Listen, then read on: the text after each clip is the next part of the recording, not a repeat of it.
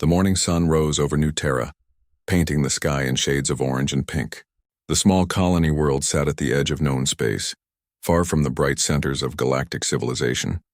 Here humans built their lives with simple tools and strong hearts. The buildings were not tall or fancy. The streets were not paved with expensive materials, but the people called it home. On Main Street, a small diner called Marie's Place opened its doors at 6 a.m, just like every other day. The sign outside was faded and old. The paint on the walls was chipped in places. But inside, the smell of fresh coffee and cooking eggs welcomed anyone who walked through the door. Zarkon stood outside the diner and looked at it with cold eyes. His real eyes, hidden beneath a holographic disguise, saw everything with the sharpness of a predator. He was not human, though anyone looking at him would think he was. The advanced technology he wore made him appear as a tall man with dark hair and ordinary clothes. No one could see his true form, the scales that covered his body, the wings folded against his back, or the eyes that glowed faintly in the dark. He was draconian. His species ruled over 3 sectors of space with an iron fist. They controlled minds on 100 worlds. They owned companies that supplied weapons to half the galaxy. They were feared, respected, and very, very wealthy. Zarkon himself was one of the richest beings alive. His fortune could buy entire planets, but today he was not here to buy anything. He was here to study. Zarkon had heard many things about humans. His business partners whispered about them in meeting rooms and over expensive drinks. The humans were soft, they said. Too emotional, too kind for their own good. They cared about things that did not matter. Art, music, feelings. They helped others even when it hurt themselves. This made them weak. This made them easy to control. Zarkon wanted to see for himself. If the humans were truly as weak as everyone said, then their colonies would be easy to exploit. His mining company could take the resources from their worlds. His business could expand. He would become even richer, even more powerful. But first he needed to understand them. He chose this diner because it was small and poor. Here he thought he would see humans at their worst. When people struggled, they showed their true nature. They became selfish. They became cruel. This was what Zarkon believed, because this was how his own species behaved. The bell above the door rang as he pushed it open.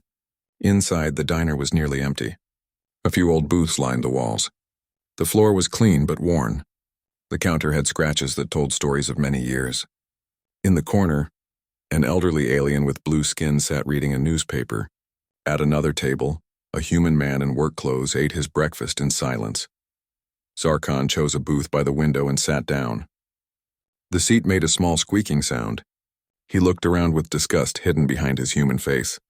Everything was so cheap, so simple, so beneath him. From the back of the diner, a woman emerged carrying a coffee pot. She wore the uniform of a waitress, a simple dress with an apron tied around her waist. Her name tag said Sarah. She looked tired.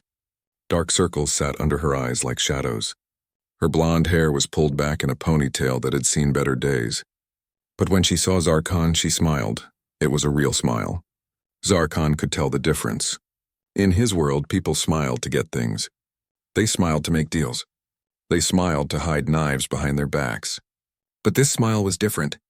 It reached her eyes. It was warm and genuine, asking nothing in return. "Good morning," Sarah said as she approached his table. Her voice was friendly despite her obvious exhaustion. "Welcome to Marie's Place. Can I get you some coffee to start?" Zarkon nodded without speaking. He wanted to observe, not interact. Sarah poured coffee into the white cup on his table. The steam rose up, carrying the rich smell with it. "First time here?" she asked, setting down the coffee pot. "I don't think I've seen you before." "Yes," Zarkon said shortly. He made his voice cold and unwelcoming. This was a test. He wanted to see how she would react to rudeness.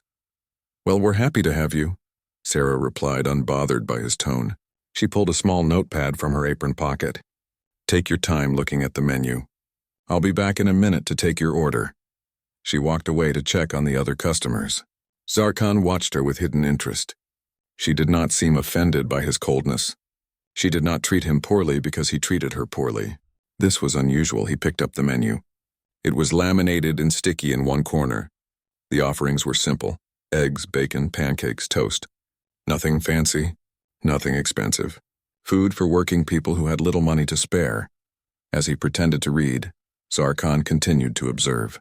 Sarah was now at the table with the elderly blue-skinned alien. The alien was speaking in broken English, struggling with the words. He pointed at the menu with confusion. "I not understand." "This word," the alien said, his accent thick. Sarah leaned down to see what he was pointing at. "That's scrambled eggs," she explained patiently. "It means the eggs are mixed up and cooked soft. Like this." She made a stirring motion with her hand. The alien nodded slowly. "Ah, yes, I want scrambled eggs." "Great choice," Sarah said with another warm smile. "And do you want toast with that? Bread cooked until it's brown and crispy?" "Yes, yes, toast. Thank you, Miss Sarah." "You're very welcome, Mr. Krell." Zarkon felt something strange twist in his chest. On his world, the weak were ignored or pushed aside. If someone could not understand, that was their problem. But Sarah helped this old alien with patience and kindness. She did not rush him. She did not make him feel stupid. She treated him with respect. This was not weakness, Zarkon realized with discomfort. This was something else, something he did not have a name for. Sarah returned to his table, notepad ready. "What can I get for you?" "Eggs, bacon, toast," Zarkon said in the same cold voice. "Another test. How would you like your eggs? Scrambled, fried over easy?" "It does not matter," Sarah wrote on her notepad. "I'll make them scrambled. They're the best." She paused, studying his face for a moment. "You look like you've got a lot on your mind." "Rough morning?" Zarkon looked up sharply. How did she know? His disguise was perfect. His face showed nothing. "I'm fine," he said, his voice harder than before. "Okay," Sarah said gently. "Well, breakfast will be ready soon. Let me know if you need anything else." As she walked away, Zarkon felt disturbed. This human waitress, this poor woman in a cheap diner, had seen through him somehow. She saw past his disguise, not the hologram, but the emotional walls he built. She saw that he was troubled, and instead of exploiting it, she offered kindness. This was not supposed to happen. Humans were supposed to be easy to understand, simple to manipulate. But already Sarah confused him. He sipped his coffee and watched the diner. The morning light grew stronger outside. More customers trickled in. Workers starting their day, students with books, mothers with small children. Sarah greeted each one with that same genuine warmth. She knew their names. She asked about their families. She laughed at their jokes. Zarkon watched it all with growing unease. This was not the weakness he expected to find. This was something different. Something that made him uncomfortable in ways he could not explain. When Sarah brought his breakfast, the eggs were hot and perfectly cooked. The bacon was crispy. The toast was golden brown. It was simple food, but it was made with care. "Enjoy," Sarah said. "And hey," she paused, meeting his eyes with unexpected directness. "Whatever you're dealing with, I hope your day gets better." Zarkon stared at her, speechless. She walked away before he could respond. He ate his breakfast in silence, but his mind was not silent at all. It raced with thoughts and questions he did not want to face. He came here to find weakness. Instead, he found something he did not understand, and that frightened him more than he wanted to admit. Zarkon finished his breakfast slowly. He wanted to stay longer, to observe more. The food sat heavy in his stomach. And not just because he was not used to human cooking. Something about this place made him feel strange, like the ground was not quite solid beneath his feet. The diner filled with more people as the morning went on. Sarah moved between tables like a dancer, balancing plates and coffee pots with practiced ease. She never stopped smiling. She never stopped caring. Even when a customer complained about his eggs being too runny, she apologized and brought him new ones without charging extra. "Some people are just having a bad day," she said to another waitress behind the counter. Zarkon heard every word with his enhanced hearing. No point in making it worse. The other waitress, younger and less patient, shook her head. "You're too nice, Sarah. People take advantage of that." "Maybe," Sarah replied, pouring fresh coffee. "But I'd rather be kind and risk being used than be cruel and definitely hurt someone." Zarkon set down his coffee cup harder than he meant to. The words hit him like a physical blow. In his world, such thinking was suicide. Weakness invited attack. Kindness invited betrayal. Every draconian child learned this truth before they learned to fly. Yet Sarah survived. More than survived, she seemed happy despite her obvious poverty. Her uniform was old and patched. Her shoes were worn. The watch on her wrist was cheap plastic. But her spirit seemed unbreakable. Zarkon decided to test her further. He raised his hand and called her over. When she reached his table, he spoke in his coldest voice. "This coffee is terrible. The eggs were bland. The bacon was too salty. And this table is dirty." He watched her face carefully. In his experience, servants, and that was what she was really, would either become angry or frightened when criticized. Either reaction would prove what he already believed, that humans were weak and easily controlled. But Sarah surprised him again. She looked at the table, then at his plate where he had eaten everything, then back at his face. One eyebrow raised slightly. "Well," she said with a small smile, "you ate it all, so it couldn't have been that terrible. But I'm sorry it wasn't up to your standards. Can I get you something else? Maybe some fresh coffee?" "No." Zarkon felt frustrated. She should be upset. She should defend herself or apologize more. Instead, she treated his rudeness like water rolling off a duck's back. "Okay," Sarah said easily. "Let me know if you change your mind." She pulled out his bill and set it on the table. "No rush, pay whenever you're ready." She turned to leave, but Zarkon stopped her. "You are not angry?" Sarah turned back, looking genuinely confused. "Angry? Why would I be angry? I insulted your food. Your establishment." "Oh," Sarah shrugged. "Everyone's got different tastes, and everyone's fighting battles we don't know about. Maybe you're having a really bad day. Maybe someone was mean to you earlier and now you're passing it on. I don't take it personally." She walked away before he could respond. Zarkon sat frozen in his booth. This made no sense. She should care what he thought. She should care about the insult. But instead she gave him, what was the word? Grace. Understanding. Things that had no business value, no strategic purpose. He watched her move through the diner, bringing food and smiles to every table. At one booth, a young mother struggled with two small children. The kids were loud and messy, knocking over a glass of juice. The mother looked exhausted and embarrassed. Sarah appeared instantly with towels and a smile. "Don't worry about it," she said, cleaning up the spill. "Happens all the time. These two are getting so big." "How old are they now?" 3 and 5, the mother said, looking relieved. "I'm sorry, Sarah, they're being kids," Sarah interrupted gently. "It's fine, really. Let me get you more juice. And how about some extra crackers for them? On the house." The mother's eyes filled with tears. "Thank you. You don't know how much this means. It's been a hard week." Sarah squeezed her shoulder. "I know, but you're doing great. They're lucky to have a mom who cares so much." Zarkon felt that strange twisting in his chest again. Among Draconians, showing weakness like crying in public invited mockery or attack. But Sarah met it with compassion. She made the woman feel better, not worse, and she gained nothing from it. The crackers she gave away reduced the diner's profit. The time she spent comforting the mother could have been spent serving other customers. It was inefficient, illogical, unprofitable. And yet, it worked, the mother smiled. The children calmed down, and every other customer who watched the exchange looked at Sarah with warm eyes. An hour passed, then another. Zarkon ordered more coffee, then tea, then water. He could not bring himself to leave. He told himself he was gathering data, learning the enemy, but deep down he knew the truth. He was fascinated. Sarah took a short break around noon. She sat at the counter with a small plate of food and pulled out a thick book. Zarkon enhanced his vision, another ability his disguise hid, and read the title. Introduction to Xenobiology and Cross-Species Communication, a textbook. She was studying. The older waitress noticed too. "You still working on that degree, honey?" Sarah nodded, eating quickly. 2 more years. If I can keep saving money and passing my classes. You work too hard. 2 jobs plus school. It's worth it, Sarah said firmly. I want Anna to see that education matters. That you can change your life if you work for it. And I want to help people, really help them. Maybe work in the diplomatic corps someday. Help humans and aliens understand each other better. The older waitress laughed, but it was kind laughter. You want to save the whole galaxy, don't you?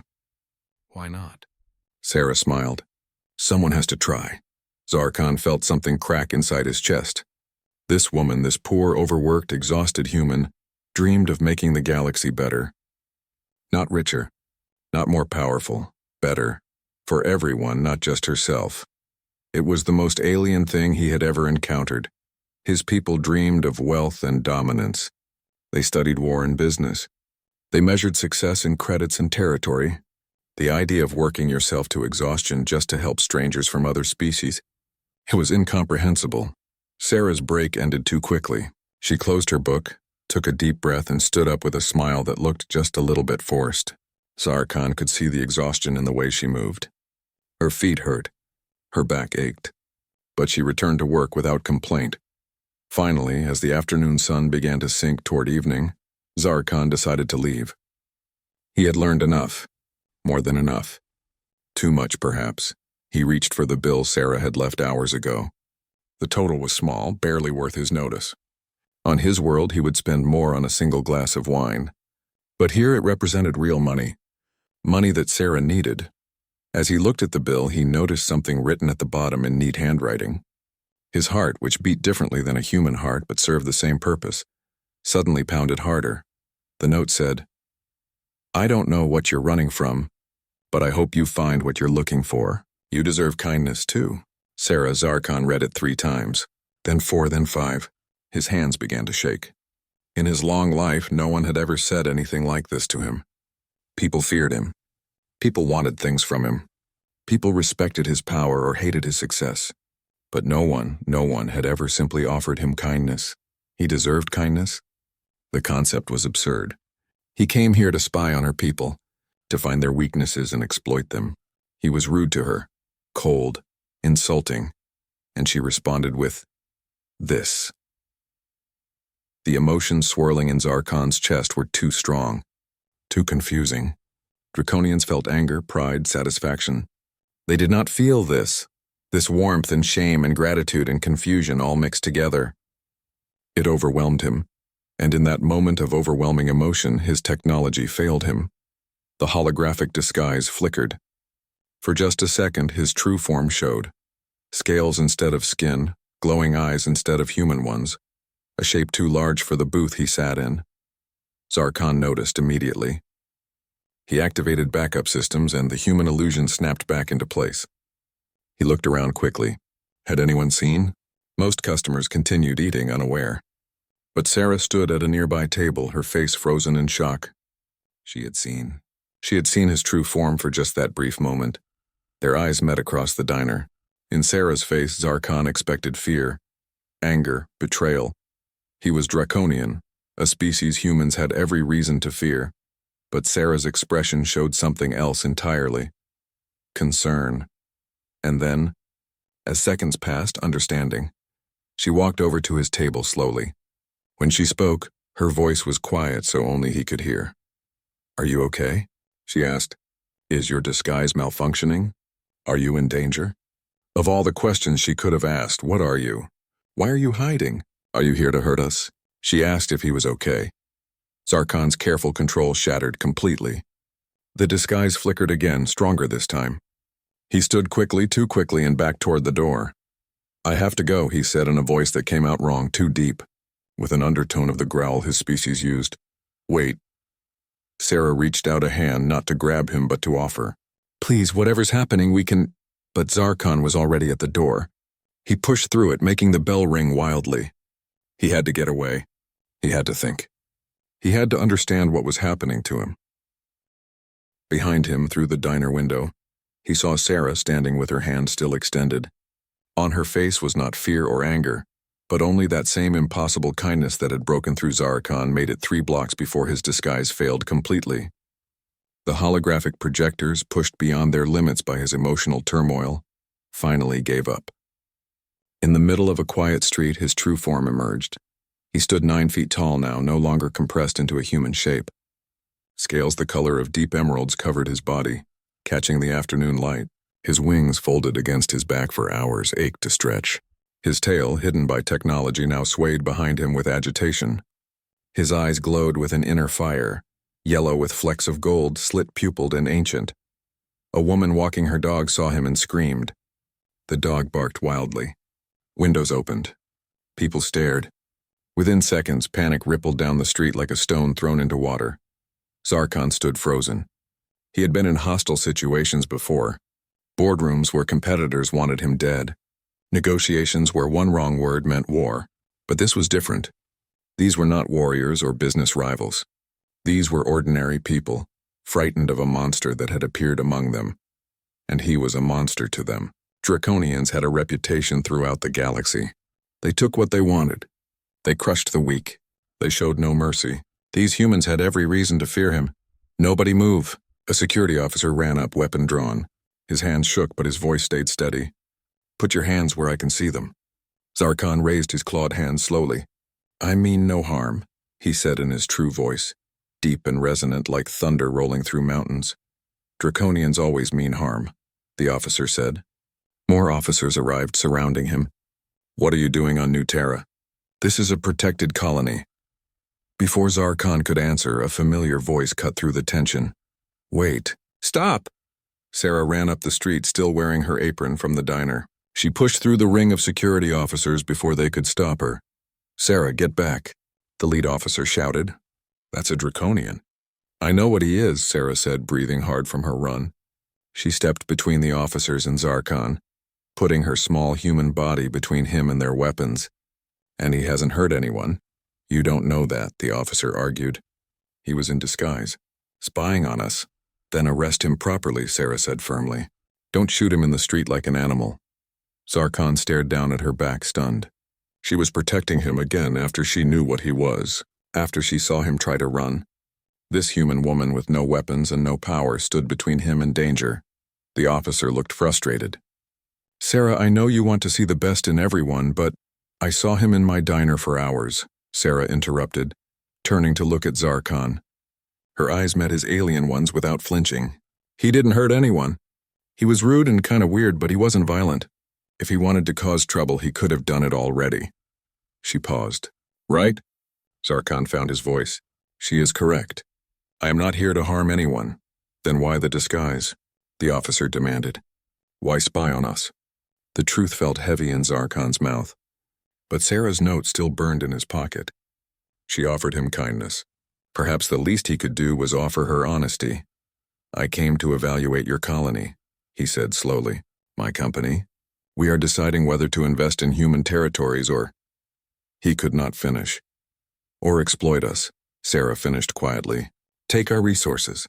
Maybe take our freedom." Zarkon said nothing. His silence was answer enough. The crowd murmured with anger. The security officers tightened their grips on their weapons. But Sarah did not move away from him. Instead, she did something impossible. She turned fully to face him and asked, "Do you still want to do that? After spending time here?" The question hit Zarkon like a physical blow. Did he? This morning, the answer was clear. Humans were weak and exploitable. But now he did not know what he thought. The certainty he had lived with for 3 centuries felt like sand slipping through his claws. "I do not know," he admitted. "I came expecting to find weakness, expecting to find beings I could easily manipulate and control." He looked down at Sarah, this small, tired, impossibly kind human. "I did not expect to find this." "Find what?" Sarah asked. "Strength that looks like kindness, courage that looks like vulnerability, power that comes from caring, not dominating." Zarkon's voice grew quieter. "Everything I was taught says you should not exist, should not survive, and yet you do." The lead security officer lowered his weapon slightly, though he did not put it away. "So what now? You go back and tell your people to leave us alone, or do you tell them we're easy targets?" "I do not know," Zarkon repeated. He hated not knowing, hated the confusion in his mind, but he hated the idea of lying more. "I must think. I must understand." Sarah studied his face for a long moment. Then incredibly she smiled. Not the big warm smile from the diner, but a smaller, sadder one. "Then come with me," she said. "If you want to understand humans, you should see more of who we are. Not just one diner. The real us." "Sarah, are you insane?" The security officer looked at her like she had grown a second head. "He's a draconian corporate raider. You want to give him a tour?" "He's a person who's confused and questioning what he's been taught," Sarah corrected. "And yes, I want to show him around. Unless," she looked at Zarkon, "you'd rather be arrested and locked up until your people come for you?" Zarkon could escape if he wanted. His ship was in orbit. His technology was advanced. His people would come for him with lawyers and threats and force if needed. But looking at Sarah's extended hand, he realized he did not want to escape. He wanted to understand. "I will come with you," he said. The security officers protested, But Sarah was firm. He's staying with me. I'll take full responsibility. If he tries anything, I'll think of something. You'll die is what you'll do, the officer said bluntly. He could tear you in half. He could have done that in the diner, Sarah pointed out. He didn't, he won't, right? She looked up at Zarkon with those human eyes full of trust he had not earned. It terrified him more than any weapon. I will not harm her, Zarkon said, and he realized with shock that he meant it. You have my word. By my clan and blood, I will not harm anyone in this colony while I am here. The officer looked unhappy but nodded. Fine, but I'm assigning someone to follow you. And if you so much as look at her wrong? Understood, Zarkon said. As the crowd slowly dispersed, still murmuring and staring, Sarah led Zarkon down the street. A security officer followed at a distance, hand near his weapon. Why are you doing this? Zarkon asked. You know what I am. What I came here to do. Sarah was quiet for a moment, thinking. Because you're asking questions. That means you're open to different answers. And because... She paused, looking up at him again. Because that note I wrote you was true. Everyone deserves kindness. Even billionaire dragon spies. Despite everything, Zarkon felt his mouth twitch into what might have been a smile. Draconians did not smile often. Is that what I am now? Well, you are a dragon-like alien billionaire who is spying on us, Sarah pointed out. So yeah, that's exactly what you are. They walked through the colony as the sun moved lower in the sky. Sarah showed him the community center, where humans taught English to newly arrived aliens for free. She showed him the memorial wall, where the names of human peacekeepers who died protecting alien civilians were carved in stone. She showed him the market where humans and aliens traded goods and stories in a dozen different languages. At one point, they passed a playground. Children played there, human children and alien children together, laughing and chasing each other without caring about species or differences. A small human girl played with a Threxian boy, their game of tag transcending the fact that they came from worlds hundreds of light years apart. That's my daughter, Sarah said, pointing to a girl with blonde hair like hers. Anna, she's 7. Zarkon watched the child laugh as she ran. You have a child, yet you risk yourself for a stranger? For me? She's exactly why I risk myself, Sarah said softly. I want her to grow up in a galaxy where different species help each other. Where being different isn't scary. Where kindness is normal, not stupid. She looked at Zarkon. Change starts with individual choices. I chose to help you. Maybe someday that choice will matter. They walked to Sarah's home as evening approached. It was small, just a few rooms in an old building. But it was clean and filled with books and drawings. Anna's artwork covered one wall, pictures of aliens and spaceships and planets. On the tiny kitchen table sat Sarah's textbooks marked with notes in the margins. This is your home? Zarkon asked. He tried to keep judgment from his voice, but his apartment on the draconian homeworld had more rooms than this entire building. It's not much, Sarah admitted, but it's ours. And it's enough. Enough. Zarkon turned the word over in his mind. For draconians, nothing was ever enough. There was always more to take, more to own, more to control. But Sarah lived in this tiny home and called it enough. She worked herself to exhaustion and still smiled. She had so little and gave so much. I do not understand you, Zarkon said finally. Any of you. You should be bitter, angry. You should take what you can and trust no one. That is how the universe works. Maybe that's how the universe works now, Sarah said. But dinner in Sarah's tiny kitchen was the strangest meal Zarkon had ever eaten. Not because of the food, though human pasta with red sauce was different from anything on his homeworld, but because of everything else. Anna talked constantly, asking questions about space travel and different planets and whether draconians really hoarded treasure like dragons and Earth stories. Sarah gently reminded her daughter not to be rude, but she was smiling as she said it. The security officer who had followed them stood outside the door watching through the window, but even his presence could not break the strange peace of this moment. Do you have kids? Anna asked, twirling pasta on her fork. Anna, Sarah said. That's personal. It's fine, Zarkon said. He found the child's directness refreshing after so many years of careful political speech. No, I do not have children. Draconians rarely do. We live long lives and focus on building power, not families. That's sad, Anna said simply. Then she returned to eating as if she had not just delivered a judgment that made Zarkon's chest tight. Was it sad? He had never thought so before. He had his wealth, his companies, his influence. What need did he have for children or family?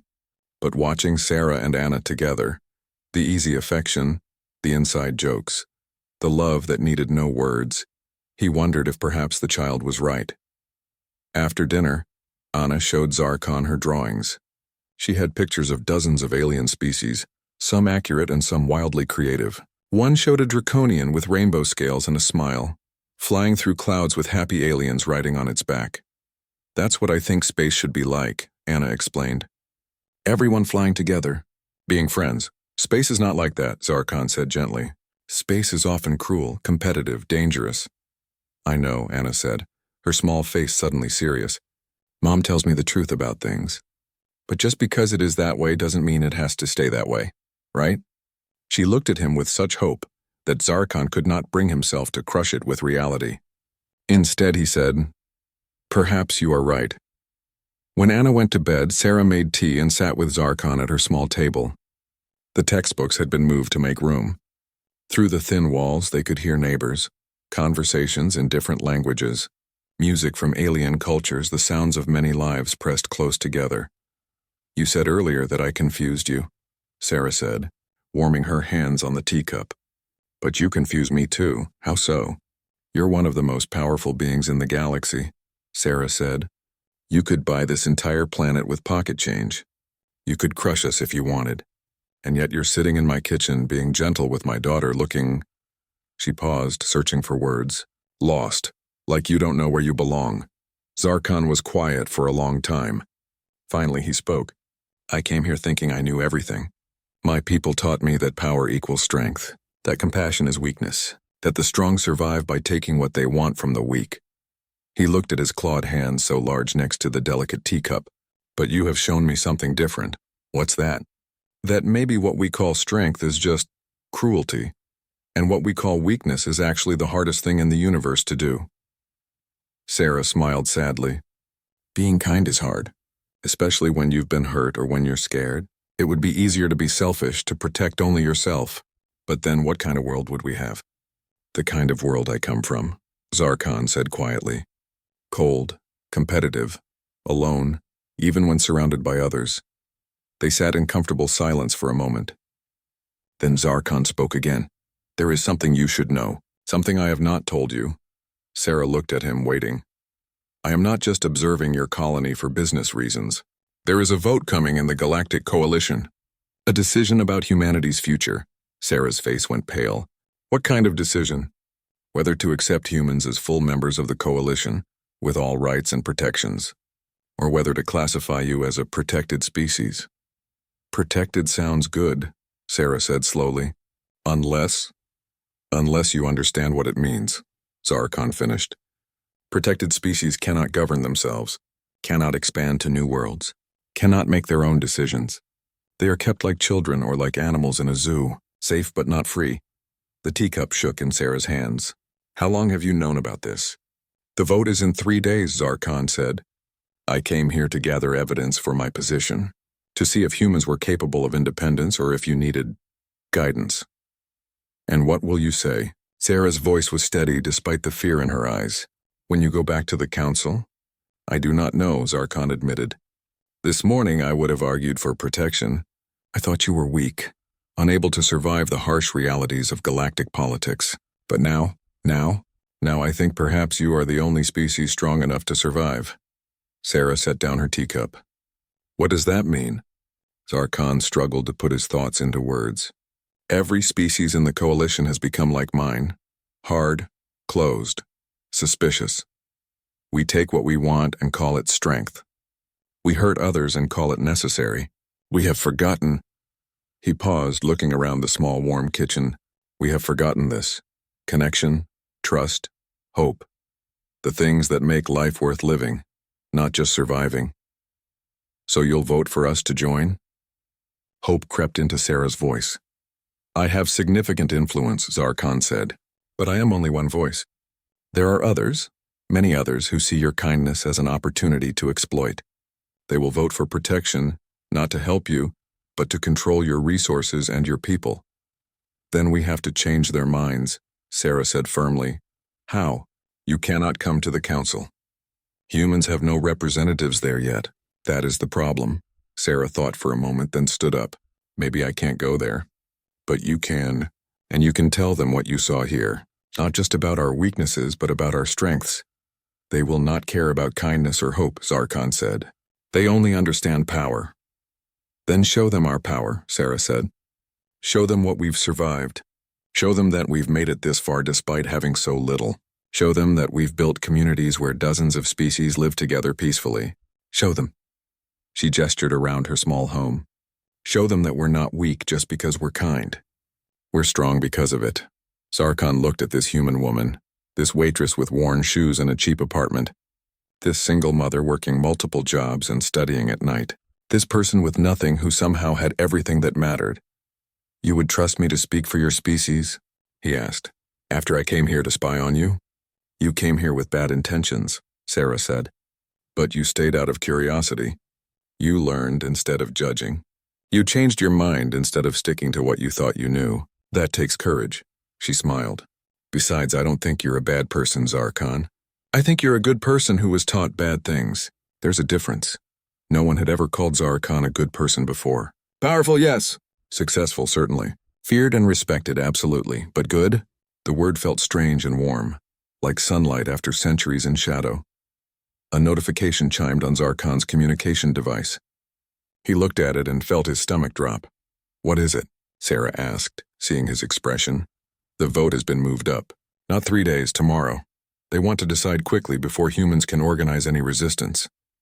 He stood, his tail lashing with agitation. I must return immediately. The council session begins in 14 hours. So soon. Sarah stood too. But you haven't seen everything yet. There's so much more I wanted to show you.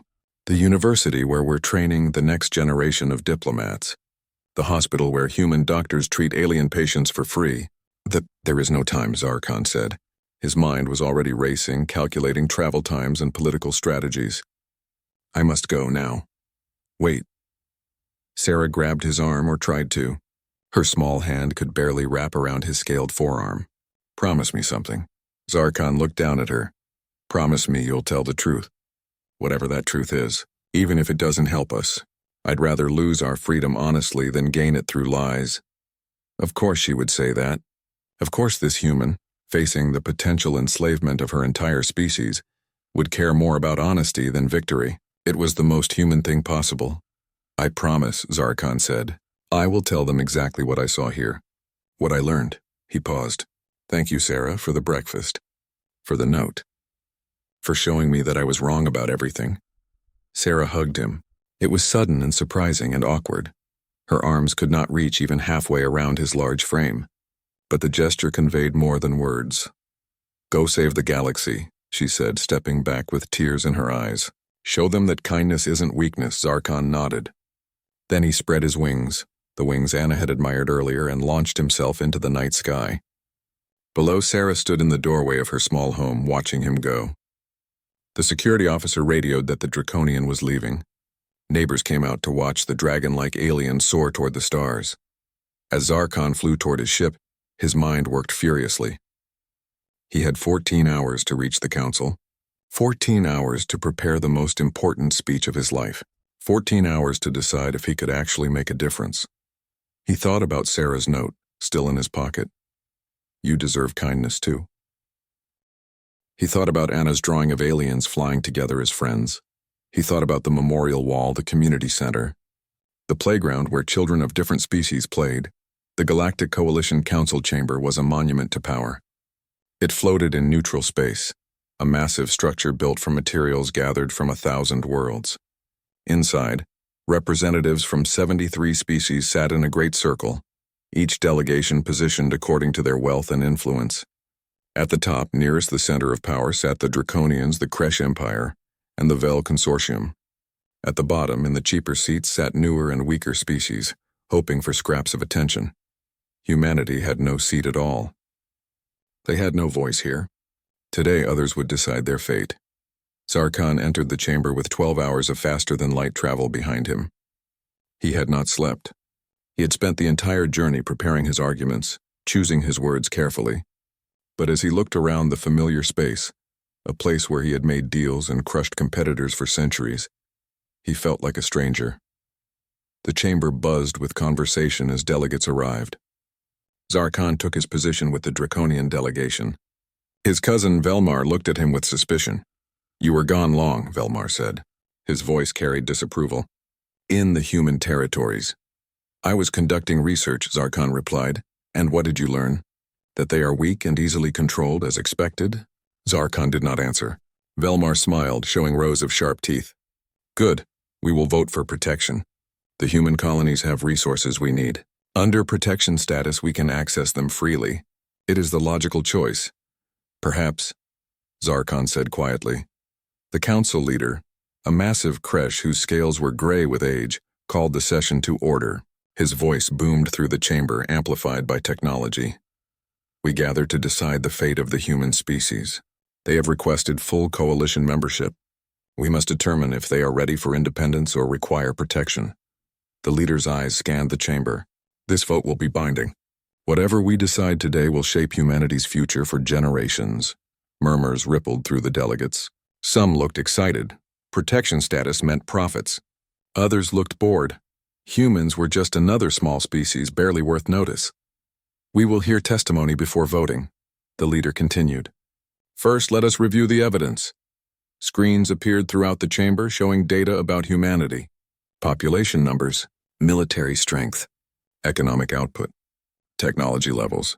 By every standard measure, humans were weak. They had fewer ships than most species. Their weapons were primitive. Their economy was small. On paper, they looked like children playing at galactic civilization. "As you can see," announced a Vel Consortium representative, "humans lack the strength for independence. They would be vulnerable to exploitation, piracy, and war. For their own safety, we should grant them protection status." Several delegates nodded.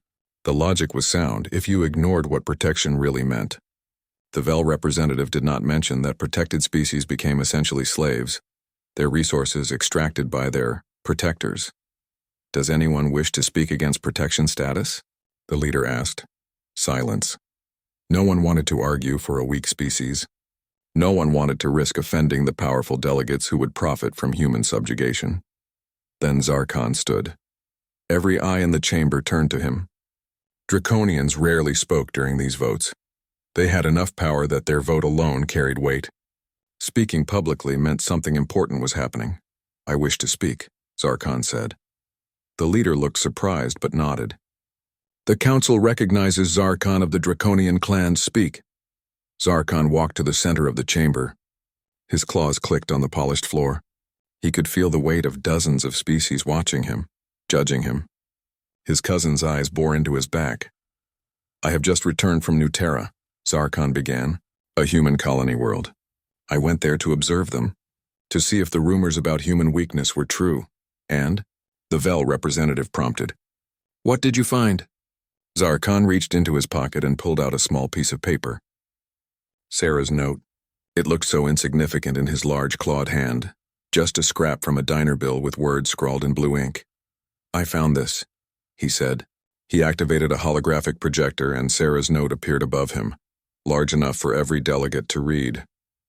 "I don't know what you're running from, but I hope you find what you're looking for. You deserve kindness too." Confused murmurs filled the chamber. Several delegates laughed. "A note? This was his evidence?" "I do not understand the relevance," the leader said. "What is this?" "This is from a human waitress," Zarkon explained. "A woman named Sarah who works in a small diner. She wrote it to me, a stranger, after I was rude to her. After I tested her patience. After I gave her nothing but coldness." He paused, looking around the chamber. She responded with kindness. "So?" The Vel representative sounded amused. "One soft-hearted servant proves nothing. It shows they are weak, as we said." "I thought the same thing," Zarkon admitted. "At first. But then I watched her more carefully. I watched her work 2 jobs to support her child. I watched her study late at night for a degree in xenobiology, because she dreams of becoming a diplomat. I watched her help an elderly alien read a menu he did not understand. I watched her comfort a struggling mother with crying children. I watched her protect me, a draconian who came to spy on her people from security forces." The laughter had stopped. Delegates leaned forward, listening. This woman has almost nothing, Zarkon continued. She lives in a tiny apartment. She wears patched clothes. She eats simple food. By our standards, she should be bitter, angry, selfish. She should take what she can and trust no one. He looked around the chamber, meeting eyes with as many delegates as possible. But she does the opposite. She gives more than she has. She helps when it costs her. She trusts when trust is dangerous. She hopes when hope is foolish. This proves our point, Velmar stood, his voice sharp. Humans are too naive for independence. They need protection from themselves and others. No, Zarkon said firmly. You misunderstand. I spent 1 day on New Terra, 1 single day, and in that time I saw more strength than I have seen in centuries of galactic politics. Strength. The Kresh leader sounded skeptical. You saw kindness. These are not the same thing, aren't they? Zarkon challenged. Tell me, how many of your species have memorial walls honoring citizens who died protecting alien civilians? How many of you teach other species your language for free? How many of you build communities where dozens of species live together in peace? Silence. No one answered. Humans have been in space for barely a century, Zarkon continued. They have faced pirates, natural disasters, economic hardship, and discrimination. They have every reason to become hard and cruel like we are. But they have not. They have chosen a different path. A path that will get them killed, someone muttered. Will it? Zarkon spread his wings, making himself larger, more imposing. Or have we forgotten something important? We sit here in our ships and our wealth, surrounded by weapons and walls. We trust no one. We help no one unless it profits us. We call this strength. But look at us. Are we happy? Are we fulfilled? Do we have what really matters? He thought of his empty apartment, his hollow victories, his centuries of loneliness disguised as success. I have more wealth than most beings can imagine, Zarkon said quietly. I have power. I have influence. I have everything our society says I should want. And yet sitting in that small diner with that poor waitress, I felt something I have not felt in 300 years. I felt like I mattered for who I was, not what I owned. The chamber was completely silent now. Even Velmar had nothing to say. Humans have a word, Zarkon continued. Humanity. It means more than just their species. It means compassion, dignity, kindness. The things that make life worth living, not just surviving. He looked at Sarah's note again, hovering above him. We lost our humanity, whatever that means for each species, a long time ago. We replaced it with power and called it progress. But what if we were wrong? This is philosophy, the Vel representative said dismissively. Not policy. The question is whether humans can defend themselves, govern themselves, survive independently. And I say they can, Zarkon declared. Not because they are strong in the way we define strength, but because they have something we do not. They have each other. They have trust. They have hope. These things cannot be measured on charts or graphs, but they are more powerful than any weapon. He paused, then continued with passion in his voice. I went to New Terra to find weakness. I found the opposite. I found beings who have suffered and remained kind, who have been hurt and still trust, who have nothing and still give. If that is not strength, then we have forgotten what the word means. The leader shifted in his seat. You propose we grant them full membership? Give them a voice in this council? I propose we do more than that, Zarkon said. I propose we learn from them, that we remember what we lost when we chose power over compassion, that we see their weakness for what it really is, the courage to be vulnerable in a cruel universe. Velmar stood again, his voice cold. You have spent 1 day with these creatures and you would overturn centuries of draconian philosophy? You would make us weak like them? Zarkon turned to face